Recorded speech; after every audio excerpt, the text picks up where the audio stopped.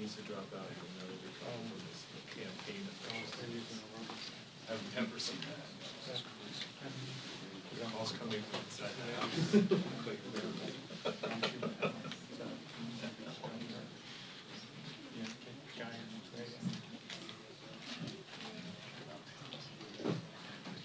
Yep.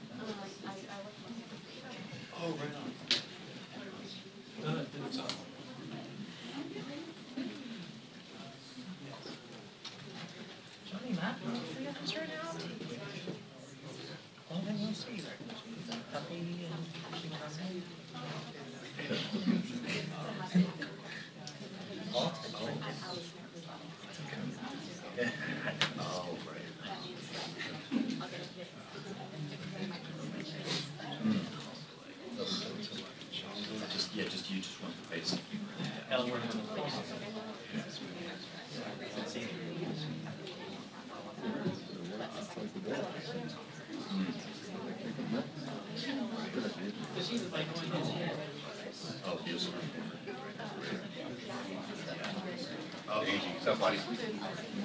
Thank you for coming over. Did you get a fresh cup? A little bit. So good. Love a little layer action. No, mine needs some help. Specifically to be washed more than once this week. You know, every night.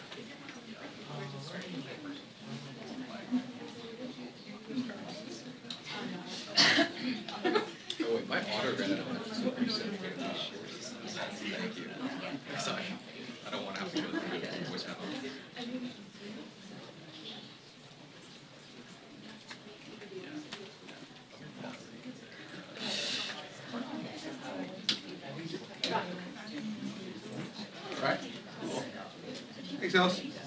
No, you take it. I mean, like November, I have to do it. Voice memos have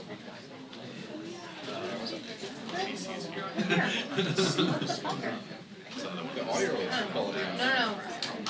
Memos do that. Ours is under there. Oh, that's news channel. Okay.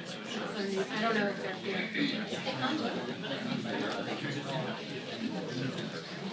Oh yeah, I always have trouble with it.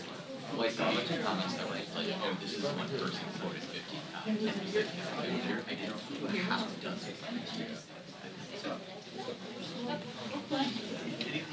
Yeah, 60. I think it's the only one that works on the side.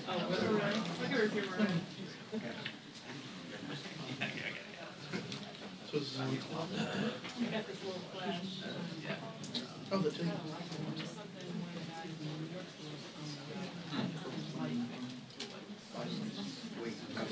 It's good. Yeah. I use it on the end. Oh, really? On my historic. I'll get the name of it. I don't understand. Is it auto like you can set it for like Yeah, it does. Well, it does. the digits that she gave me? I want to know. I was like, I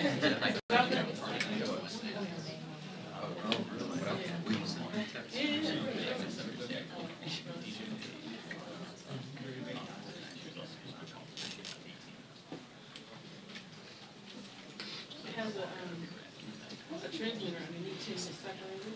The transmitter on it and hold it. Yeah. Yeah.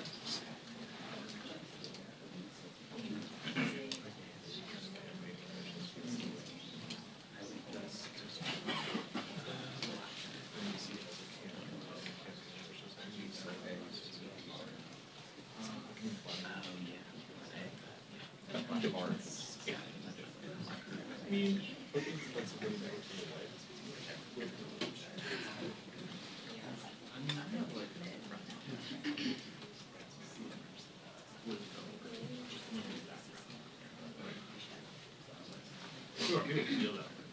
To see what. Hey.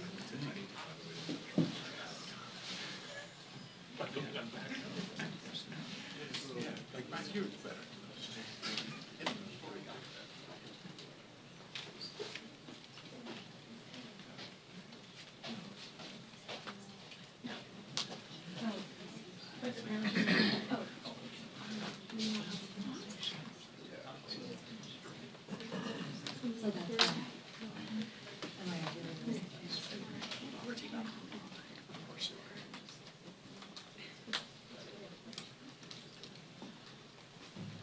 Mix it cups. I need to go. Hashtag birthdays.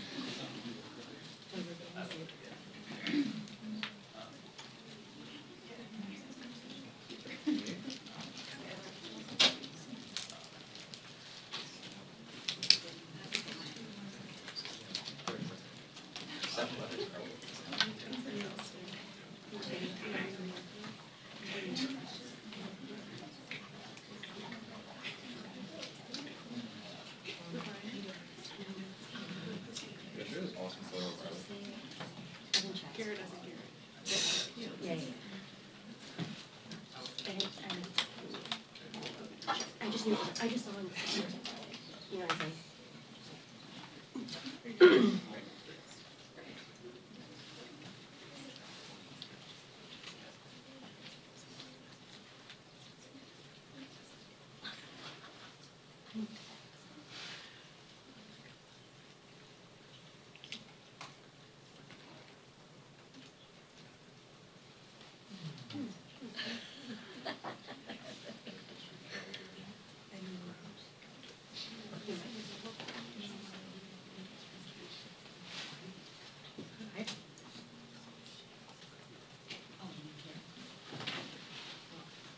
Hey, Jeff, Peter. It's in Studio 8 on the Franklin 5.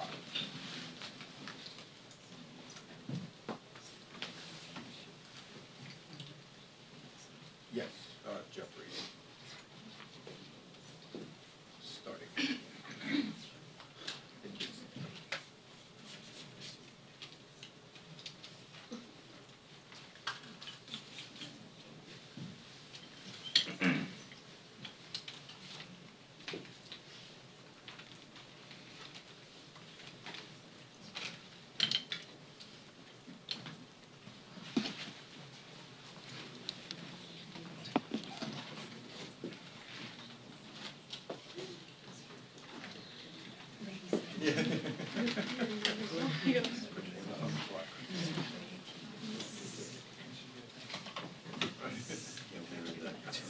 that's why. You guys get it. Not in the video. It's just the two of us.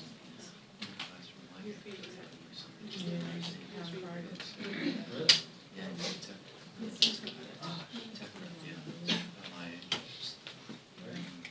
62. Is that So heart separation.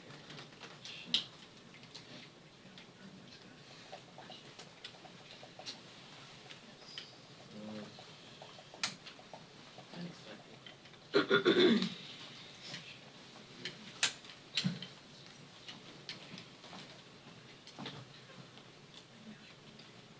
I'm looking good right now. I can't put it on.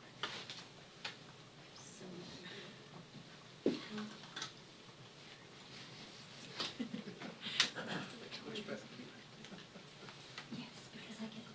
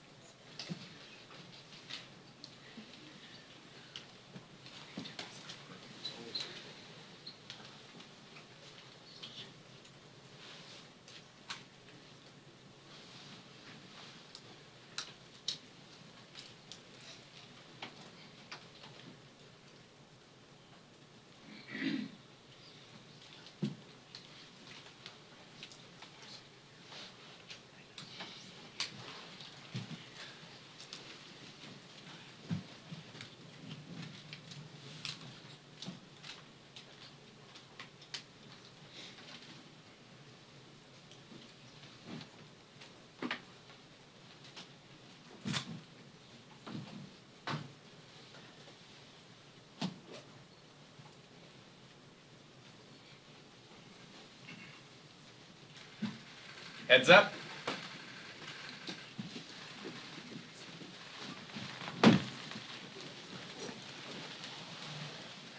Good afternoon, everyone. This week has once again made clear that the extreme MAGA Republican agenda is to jam Trump's Project 2025 down the throats of the American people.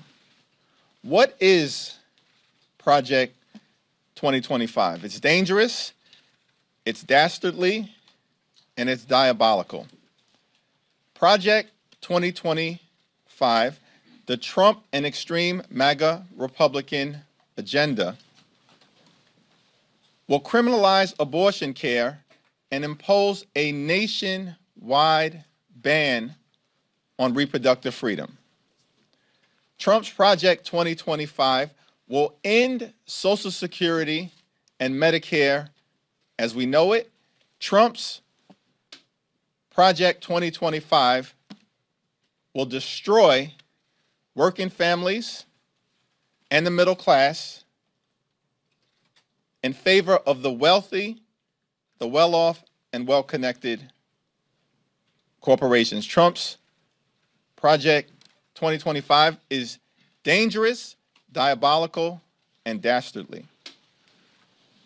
And we will not let the extreme MAGA Republicans hide this reckless agenda from the American people. And we need the American people to join us so we can stop it. Questions? Leader Jeffries, NBC News just in the last few minutes moved some reporting that several of President Biden's closest allies now say that he has zero chances of winning. A direct quote is, he needs to drop out from one Biden campaign official. He will never recover from this. After the week and a half that we've had, do you agree? Is it time? Throughout this week, as House Democrats, we have engaged in a process of talking to each other. Those conversations have been candid, comprehensive, and clear-eyed, and they continue. Until that process has concluded, I'm not going to address what any outside stakeholders may have to say about this matter. Sir, how much longer can you allow the griping to go on before it ultimately wounds him? House Democrats, Senate Democrats, and President Biden are unified on the affirmative agenda that we have for the American people related to lowering housing costs or ending price gouging or growing the middle class, defending democracy, and fighting for reproductive freedom. President Biden, House Democrats, and Senate Democrats are also united in pushing back against Project 2025 and the extreme MAGA Republican agenda. That's unifying, not dividing us. Leader Jeffries, President Biden has said he's staying in this race, but after your conversations throughout this week, do you think it's time for him to reconsider that based on what you're hearing? Our conversations have been candid, comprehensive, and clear-eyed, and they are ongoing. Leader Jeffries, you said that... Hold on. Leader Jeffries, Right there. You. Oh, thank you, Leader Jeffries. I do want to ask, so you have another frontliner coming out today, Congresswoman Hillary Scalton, calling for Biden to step aside. You have Greg Landsman saying that he's getting closer to that conclusion. Are you worried that Biden is a liability for your most vulnerable members? No.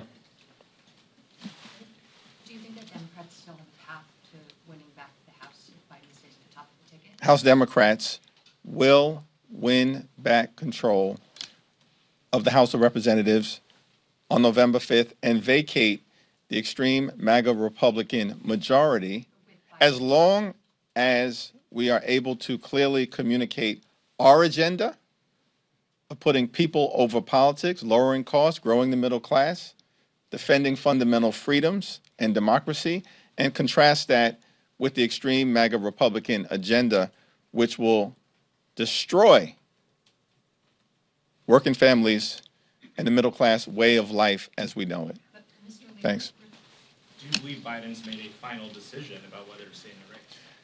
As I indicated, House Democrats are engaged in conversations with House Democrats at this moment in time. Those conversations have been candid, clear-eyed, and comprehensive. And that's important for us to do as a House Democratic Caucus family. And as long as those conversations are ongoing, I'm going to respect the sanctity of those conversations until we conclude that process. Thank you very much, Leader Jeffries. I want to ask about appropriations. The last time the Speaker's job was threatened, it was your caucus that bailed him out, gave him the support to survive, and that was very important to him maintaining his job. In that context, what are your priorities for the appropriations process that's underway, and do you plan to use your leverage over the Speaker to get some of your priorities through, and if not, then why not? In connection with the appropriations process, we've had no discussion about a theoretical or hypothetical motion to vacate. We take every issue and evaluate it in a serious, substantive, and sober fashion. That's before the Congress, and that's what we'll continue to do. With respect to the current appropriations process, we've been very clear that in May of last year, House Democrats, Senate Democrats, House Republicans, and Senate Republicans, in partnership with President Biden, reached an agreement connected to the Bipartisan Fiscal Responsibility Act. That agreement in this upcoming fiscal year calls for a top-line spending number of $1681. The Republicans in the House right now are marking up an appropriations bill at $1606. That means they are cutting $75 billion from their own agreement reached with everyone else under the Capitol Dome and President Joe Biden, along with Vice President Kamala Harris. That $75 billion cut will adversely impact the health, the safety, and the economic well-being of the American people, hurt children, hurt seniors, hurt veterans, and hurt many others. It's unacceptable. It's not sustainable. we are not going to accept a dime less than the 1681 number that we all agreed upon. The behavior of the extreme MAGA Republicans right now, and by the way, they're unable to pass their own reckless appropriations bills, which should tell you everything you need to know, suggests to me that they are marching the country to a dangerous government shutdown at the end of September. You talk about these internal discussions that are ongoing. Do you have any timeline for that, or are we just going to see this internal discussion go on ad infinitum? There are 213 voting members of the House Democratic Caucus and 3 additional delegates. Every single one of those voices is important. Throughout this Congress, we've tried to engage when we've been confronting unprecedented event after unprecedented event after unprecedented event in a process of maximum communication in order to arrive at an enlightened path forward. That's what we've done every single day of the 118th Congress, and that's going to continue. In the back? Thank you, Mr. Leader. Could you just talk a little bit about what advice you have for lawmakers right now as they're weighing this sort of moment for the party and for the president, and they're deciding what to say and what should happen?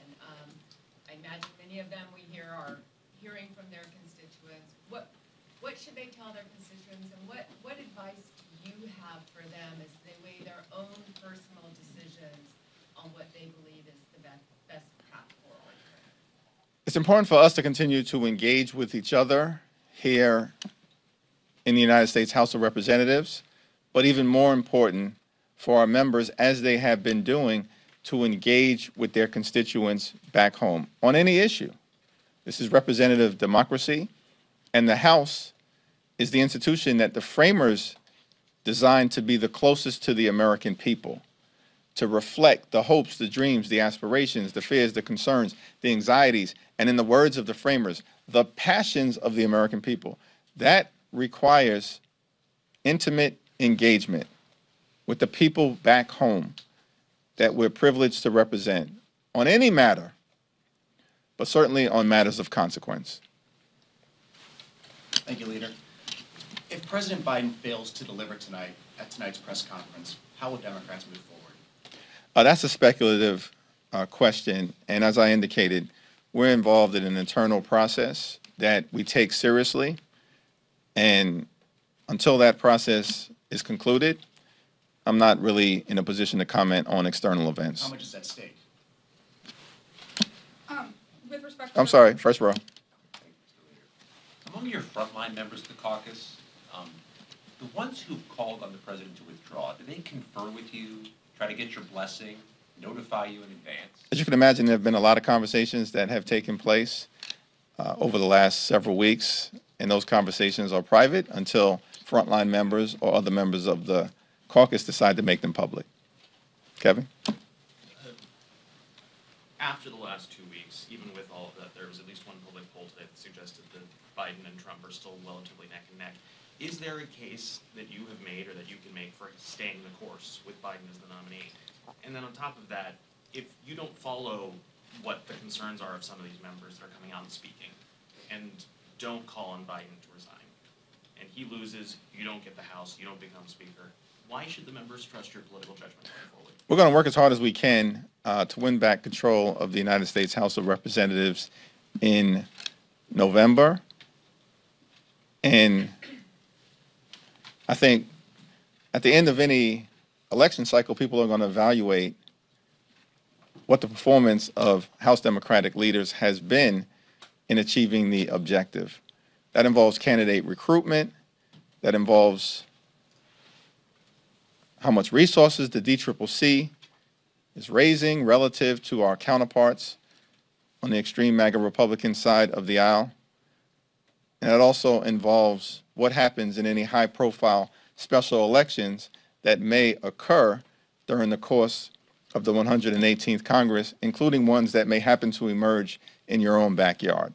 The record will speak for itself. I'm not going to characterize it at this moment, but all of this information is in the public domain. Is there a case to keep? Thank you. If I may ask, different president, your meeting with Thank you. with Zelenskyy yesterday. We talked about it a little bit yesterday, but if I may ask more specifics, have you been talking about lifting all the restrictions from Ukrainian army and how Congress may help Ukraine with that? And also, have you been talking about securing aid to Ukraine in future, maybe next year? We have not had any conversation about future appropriations, but we did have a very thoughtful and candid and comprehensive and meaningful discussion with President Zelenskyy and his team yesterday. I was, of course, joined at that meeting by Catherine Clark and Pete Aguilar, Speaker Emerita Pelosi, some of our leaders on the committees of relevant jurisdiction, including Jim Himes, Adam Smith, Greg Meeks, and Rosa DeLauro. At that conversation, we talked about how we can fully implement the legislative product that was produced in connection with the national security package. And we also talked about the stakes being incredibly high. This is a moment in the world where we are locked in an existential struggle between democracy and autocracy, between freedom and tyranny, between truth and propaganda. The United States and Ukraine stand on the side of democracy, freedom, and truth. Vladimir Putin stands on the side of autocracy, tyranny, and propaganda, and is engaging in brutal tactics such as bombing a children's hospital. Russian aggression must be stopped at all costs for the good of the Ukrainian people, for the good of America's national security interests, and for the good of the free world. And we made clear to President Zelenskyy that we will be with him every step of the way until Russian aggression has been defeated. And what about the restrictions from Ukrainian army? We discussed a wide variety of issues in terms of how to operationalize the legislative effort that was passed and signed into law by President Biden. Great leadership in that regard from President Biden. And we will follow up our conversation with President Zelenskyy with members of the administration. Speaking of the leader, the inflation report came out today with indicators that the inflation is cooling. You mentioned Project 2025. There were some legislative failures on the floor for House Republicans today. Are you concerned that the conversations that are going on with your members, speaking to the press about Biden's candidacy, are a distraction from the message that you could be sending about the economy turning around, about Project 2025 as you led with your remarks, with, the legislative branch approach bill failing? Are you concerned that those opportunities are being lost to this conversation that we're having about Biden's candidacy as it pertains to House Democrats? We have to look at the cumulative weight and balance of the discussion that has occurred throughout the 118th Congress. The 118th Congress has been a disaster for House Republicans. It's been characterized by chaos, dysfunction, and extremism. As evidenced today, House Republicans can't accomplish a single thing without Democratic support. And by the way, have no interest in doing anything meaningful except for jamming their extreme right-wing ideology down the throats of the American people in the form of Trump's Project 2025. That's the reality of what has occurred for the last 18 plus months. And the American people see it. They know it. They felt it. And they've experienced it. And we don't track polls day to day, week to week, month to month. But one thing has been clear throughout the last 18 plus months, and that's the generic ballot. Who do the American people trust more as it relates to the House of Representatives? House Democrats or extreme MAGA Republicans? The data consistently speaks for itself. So you don't think that this week's event is going to have any adverse effect on that? We're going to continue to both thoughtfully engage in the conversations that we've been having with each other as a separate and co-equal branch of government here in the House of Representatives, and at the same time also make clear that we have to articulate a vision for the future that meets the needs of the American people, building upon the transformational progress that has been led by President Joe Biden. Last question. Next week is the GOP convention. I'm curious how Democrats are going to organize messaging or counter message around the GOP convention. You know, the extreme MAGA Republicans can run, but they can't hide from the American people. And next week, we will see chaos, dysfunction, and extremism on full display. The notion that the extreme MAGA Republicans can convince anyone that they truly don't want to criminalize abortion care and impose a nationwide ban is a joke. The extreme MAGA Republicans are responsible for the situation that tens of millions of women find themselves in right now. We will continue to make clear, we believe in a woman's freedom to make her own reproductive health care decisions. Next week, we'll highlight, again, for the American people, that the extreme MAGA Republicans want to criminalize abortion care and impose a nationwide ban. We will make clear that we want to strengthen and protect Social Security and Medicare. The extreme MAGA Republicans want to end Social Security and Medicare as we know it. We will continue to make clear that House Democrats, Senate Democrats, and the administration are fighting to make life better for working families, the middle class, and everyday Americans, while at the same time, extreme MAGA Republicans simply stand up for the wealthy, the well-off, and the well-connected. Thank you, everyone. Thank you.